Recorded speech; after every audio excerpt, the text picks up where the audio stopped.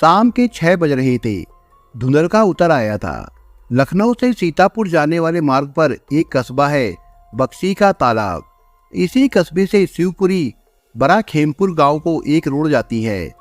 शाम का समय होने के कारण वो रोड सुनसान थी। अचानक गुडम्बा की तरफ से आ रही एक बाइक गुलैया मोड़ पर आकर रुकी। बाइक पर 3 व्यक्ति सवार थे। वे सड़क किनारे खड़े होकर किसी के आने का इंतजार करने लगे। कुछ ही देर बाद सामने से एक बाइक आती हुई दिखाई दी, जिस पर 2 लोग बैठे थे। इससे पहले कि मामला कुछ समझ में आता कि सड़क किनारे खड़े उन 3 व्यक्तियों में से एक ने सामने से आती हुई बाइक को रोका। उस बाइक पर रामकुमार और उसका भतीजा मतोले बैठे थे, जो शिवपुरी बड़ा खेमपुर में रहते थे। जैसे ही रामकुमार ने बाइक की गति धीमी की, तभी उन तीनों में से एक व्यक्ति ने तमंचे से फायर कर दिया। गोली रामकुमार को लगी, जिससे बाइक सहित वे दोनों गिर पड़े। उनके गिरते ही तीनों हमलावर घटनास्थल से फरार हो गए। ये घटना 25 दिसंबर 2019 की है। रात काफी हो गई थी। मतोले ने उसी समय फोन करके ये सूचना रामकुमार की पत्नी कमला देवी को देते हुए कहा, चाची, ज्ञानू ने अपने 2 साथियों राजा व अंकित के साथ चाचा रामकुमार पर हमला कर दिया है। उनके पेट में गोली लगी है। चाचा गुलैया मोड़ के पास घायल पड़े हैं। ये खबर सुनते ही कमला फफक कर रो पड़ी। उसने अपने जेठ यानी मतोले के पिता जयकरण व देवर दिनेश और अन्य परिवार वालों को ये जानकारी दी। घटनास्थल गांव से 400-500 मीटर की दूरी पर था, इसलिए जल्दी ही परिवार व मोहल्ले वाले घटनास्थल पर पहुंच गए। परिवार वाले घायल रामकुमार को बाइक से बक्शी के तालाब तक ले गए। फिर वहां से वाहन द्वारा लखनऊ के मेडिकल अस्पताल ले गए। रामकुमार की हालत गंभीर थी। उसके पेट में गोली लगने से खून ज्यादा मात्रा में बह चुका था। डॉक्टरों की लाख कोशिश के बाद भी रामकुमार को बचाया नहीं जा सका। मेडिकल कॉलेज में उपचार के दौरान उसकी मृत्यु हो गई। चूंकि मामला हत्या का था, इसलिए अस्पताल प्रशासन ने इसकी जानकारी स्थानीय थाना बक्शी के तालाब को दे दी। सूचना पाकर थाना प्रभारी ब्रजेश सिंह, एसएसआई कुलदीप कुमार सिंह और एसआई योगेंद्र कुमार अस्पताल पहुंच गए। डॉक्टरों से बातचीत करने के बाद उन्होंने मृतक के परिजनों से पूछताछ की, तो मतोले ने थाना प्रभारी को हमलावरों के नाम भी बता दिए।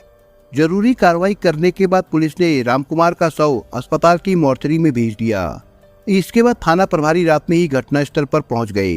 रोशनी की व्यवस्था करके उन्होंने घटनास्थल से खून आलूदा मिट्टी से सबूत एकत्र किए। अगले दिन 26 दिसंबर 2019 को पोस्टमार्टम होने के बाद रामकुमार का शव उसके परिजनों को सौंप दिया गया। अंतिम संस्कार के बाद थाना प्रभारी ने रामकुमार की पत्नी कमला की ओर से ज्ञान सिंह और राजा के खिलाफ धारा 302, 120B और SC/ST एक्ट के तहत मुकदमा दर्ज कर लिया। चूंकि मुकदमे में SC/ST एक्ट की धारा भी लगी थी, इसलिए इसकी जांच की जिम्मेदारी सीओ स्वतंत्र सिंह ने संभाली। पुलिस ने जांच शुरू की तो पता चला कि मृतक की पत्नी कमला का चरित्र ठीक नहीं था।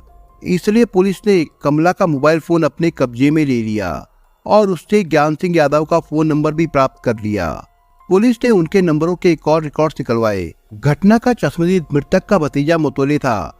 पूछताछ करने पर मतोले ने पुलिस को बताया कि पड़ोस की दूध की डेयरी पर काम करने वाले ज्ञान सिंह ने उससे कई बार कहा था कि तुम शहर में काम धंधे के लिए अपने चाचा रामकुमार के साथ ना जाया करो, क्योंकि तुम्हारे चाचा से मेरी रंजिश चल रही है। उसने अपने दोस्तों के साथ घेर कर चाचा को गोली मार दी। उधर पुलिस ने कमला और ज्ञान सिंह के फोन नंबरों के कॉल रिकॉर्ड्स का अध्ययन किया तो इस बात की पुष्टि हो गई कि कमला और ज्ञान सिंह के बीच दाल में जरूर कुछ काला अवश्य है। एसएसआई कुलदीप सिंह ने इस बारे में मतोले से पूछा तो उसने हाँ में सिर हिला दिया। ऐसे में कमला से पूछताछ करना जरूरी थी। इसलिए 26 दिसंबर 2019 की शाम एसएसआई कुलदीप सिंह अपने सहयोगियों एसआई अवनीश कुमार, हंसराज, महिला सिपाही नेहा शर्मा को साथ लेकर कमला के घर पहुंचे। रात में पुलिस को अपने घर आया देखकर कमला डर गई। उसके चेहरे का रंग उतर गया। उसने पूछा, दरोगा जी, इतनी रात को घर आने का क्या मकसद है? मैं ये जानना चाहता हूँ कि क्या ज्ञान सिंह उर्फ ज्ञानू से तुम्हारे पति रामकुमार की कोई रंजिश थी? मुझे पता चला है कि तुम्हारे पति पर ज्ञान सिंह ने भाड़े के लोगों के साथ हमला कराया था। पुलिस उसकी तलाश में गांव आई है, एसएसआई ने कहा। ये कहकर एसएसआई ने कमला के दिमाग से शक का कीड़ा निकाल दिया। ताकि उसे लगे कि वो पुलिस के शक के दायरे में नहीं है। इस केस की जांच में सहयोग करने के लिए तुम्हें कल सुबह थाने आना होगा। इस पूछताछ में पुलिस को ज्ञान सिंह व अंकित यादव के खिलाफ कुछ और तथ्य मिल गए। अगले दिन पुलिस टीम ज्ञान सिंह यादव, अंकित आदि की तलाश में उनके घर गई तो वे घर पर नहीं मिले। पता चला कि कमला भी अपने घर से फरार हो गई है। इससे पुलिस को पूरा विश्वास हो गया कि ये लोग इस अपराध से जुड़े हैं। इसलिए पुलिस ने तीनों के पीछे मुखबिर लगा दिए थे। मुखबिरों द्वारा पुलिस को पता चला कि कमला अपने प्रेमी ज्ञान सिंह व उसके दोस्त अंकित यादव के साथ फरार होने के लिए गांव से निकलकर भक्तापुरवा तिराहा भाकामऊ रोड पर खड़ी है। कुछ ही देर में थाना बक्सी का तालाब से एक पुलिस टीम वहां पहुंच गई। वहीं से पुलिस ने कमला, ज्ञान सिंह और अंकित को गिरफ्तार कर लिया। एक मुखबिर की सूचना पर एक अन्य आरोपी उत्तम कुमार को भैंसामऊ क्रॉसिंग से एक तमंचे व 2 कारतूस सहित गिरफ्तार कर लिया गया। थाने पहुंचकर कमला निडरता के साथ बोली, दरोगा जी, हमें थाने बुलाकर काहे बार बार परेशान कर रहे हो।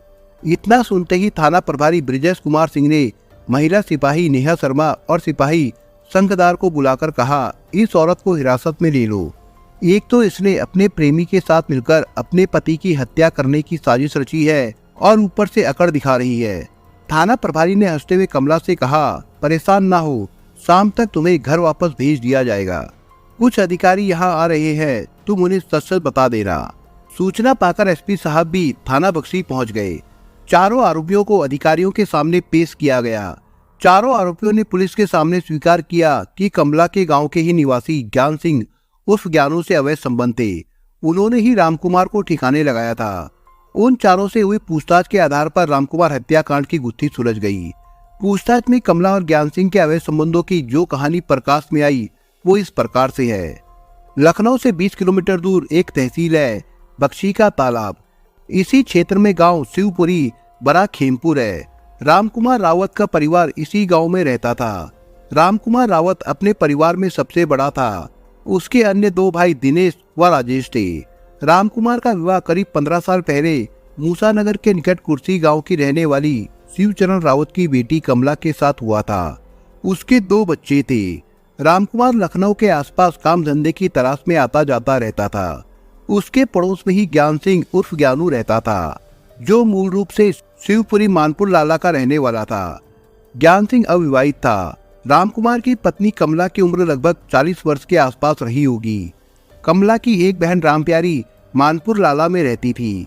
निकटवर्ती रिश्तेदारी होने के कारण कमला का अपनी बहन के गांव शिवपुरी मानपुर लाला अक्सर आना जाना लगा रहता था। ज्ञान सिंह अपने गांव में दूध की डेयरी का काम करता था। वो रोजाना अपने गांव से दूध इकट्ठा करके बाइक से बक्सी का तालाब कस्बे में बेचने के लिए आता जाता था।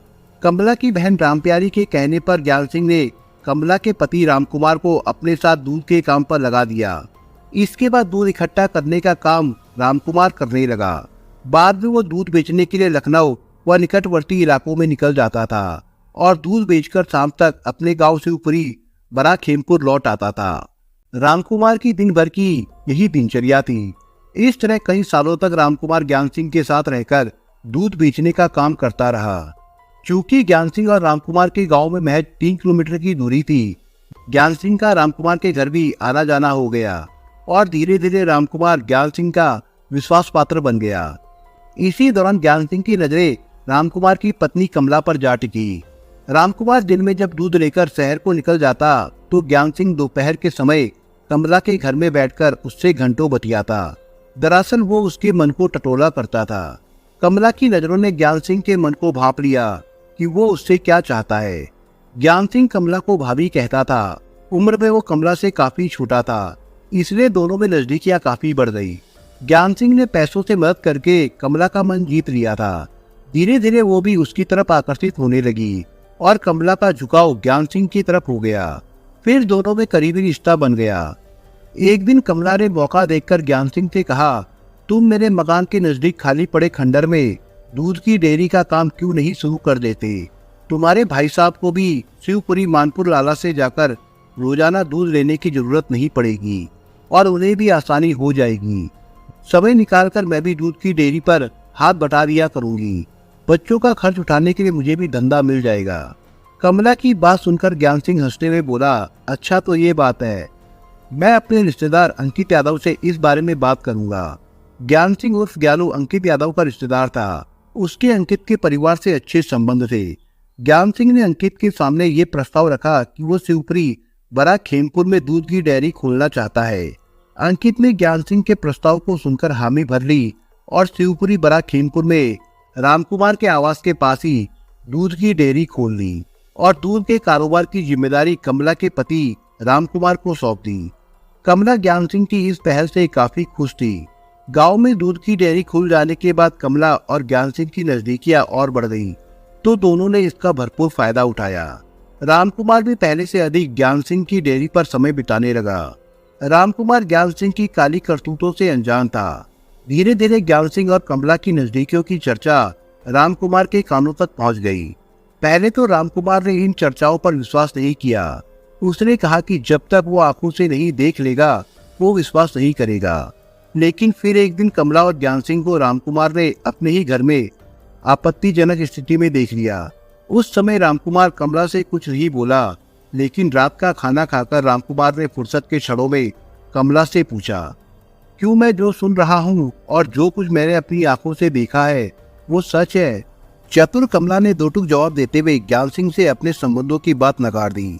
लेकिन रामकुमार के मन में संदेह का बीज पनपते ही घर में कलह की नींव पड़ गई। धीरे धीरे उसका मन ज्ञान सिंह की डेयरी पर काम करने को लेकर उचटने लगा।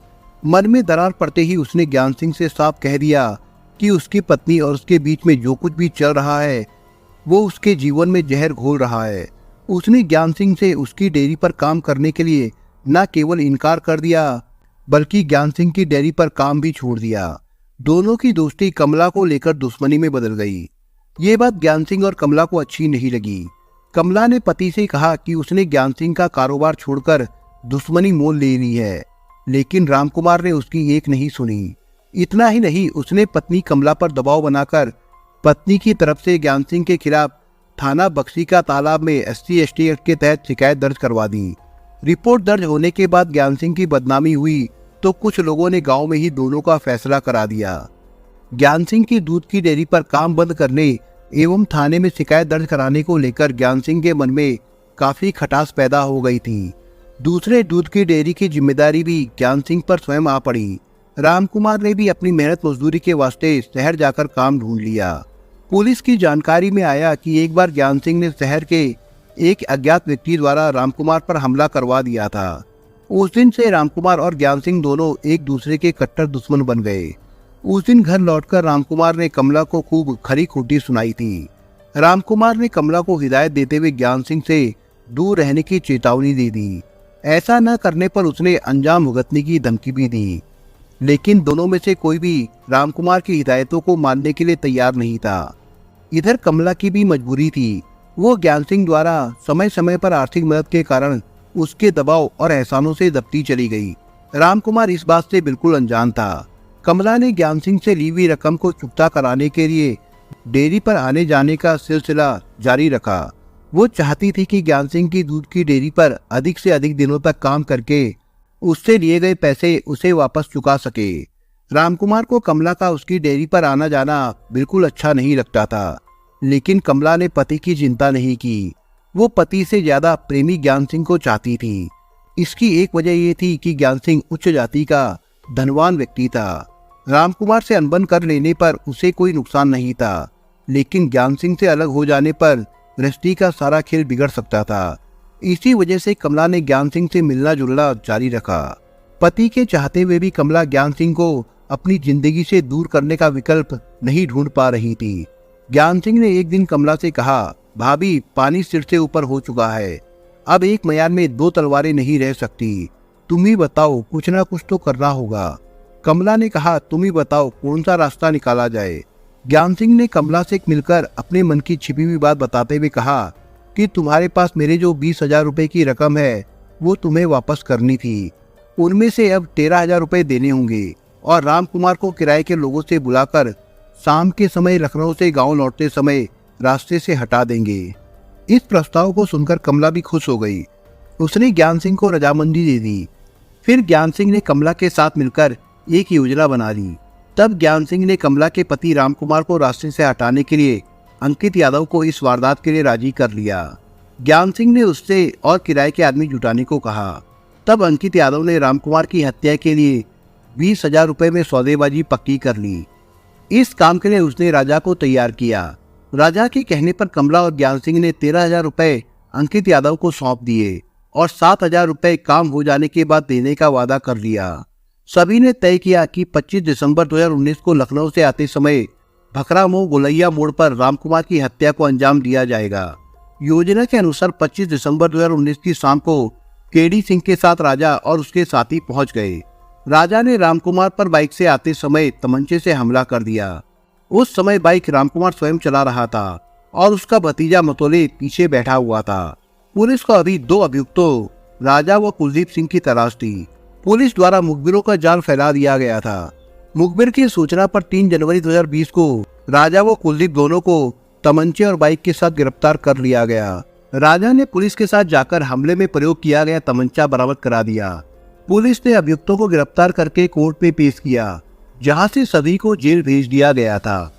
दोस्तों, इस कहानी के बारे में आपके विचार क्या है, हमें कमेंट बॉक्स में जरूर बताएं। और दोस्तों, अगर आपको हमारा काम पसंद आया हो तो वीडियो को लाइक शेयर जरूर करिए। और अगर आपने अभी तक चैनल को सब्सक्राइब नहीं किया हो तो जाने से पहले चैनल को सब्सक्राइब जरूर करिए। दोस्तों, धन्यवाद।